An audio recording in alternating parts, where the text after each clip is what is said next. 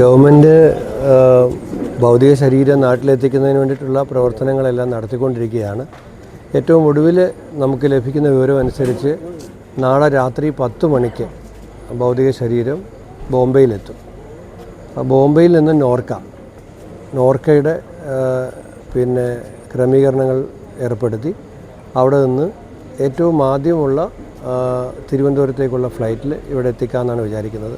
രാത്രി 10 മണിക്ക് എത്തുന്നത് കൊണ്ട് ചിലപ്പോൾ മറ്റന്നാൾ പുലർച്ചെയുള്ള രാവിലെയുള്ള ഫ്ലൈറ്റിലായിരിക്കും നമുക്ക് ക്രമീകരിക്കാൻ കഴിയുക എന്നാണ് വിചാരിക്കുന്നത്. എന്തായാലും ബോംബെ വന്നാൽ ഇത് ഷിഫ്റ്റിങ്ങിനൊക്കെ ഉള്ളൊരു സമയത്തിൻ്റെ ആവശ്യമുണ്ട്.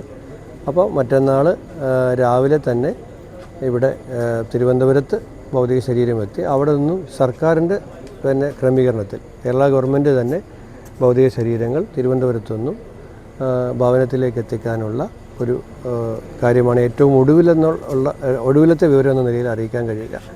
എന്തെങ്കിലും മാറ്റം ഉണ്ടെങ്കിൽ അറിയിക്കാൻ കഴിയും. ഇപ്പോൾ ഏറ്റവും ഒടുവിലത്തെ വിവരം അനുസരിച്ച് നാളെ രാത്രി 10 മണിക്ക് ബോംബെയിലും അവിടെ നിന്നും ഏറ്റവും ആദ്യമുള്ള ഒരു 4 മണിക്കൂർ സമയം വേണം ഇത് ഒരു ഷിഫ്റ്റിങ്ങിന് വേണ്ടിയിട്ട്. അപ്പോൾ അതെല്ലാം കണക്കാക്കിയിട്ടുള്ള ഏറ്റവും ആദ്യമുള്ള തിരുവനന്തപുരം ബോംബെ ഫ്ലൈറ്റിൽ ഇവിടെ എത്തിക്കാമെന്നാണ് വിചാരിക്കുന്നത്.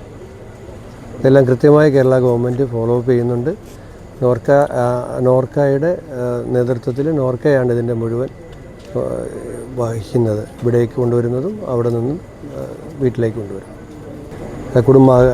മകനെ കണ്ടു, അദ്ദേഹത്തിൻ്റെ അമ്മയെ കണ്ടു, സഹോദരനെ കണ്ടു. അവരെല്ലാം അപ്രതീക്ഷിതമായ ഉണ്ടായൊരു വിയോഗത്തിൽ അതിൽ നിൽക്കുകയാണ്. യഥാർത്ഥത്തിൽ ചൊവ്വാഴ്ച അവർ തിരിച്ചു വരേണ്ടതാണ്. ചൊവ്വാഴ്ച തന്നെ അവർ തിരിച്ചു വരുന്നുണ്ട്. പക്ഷേ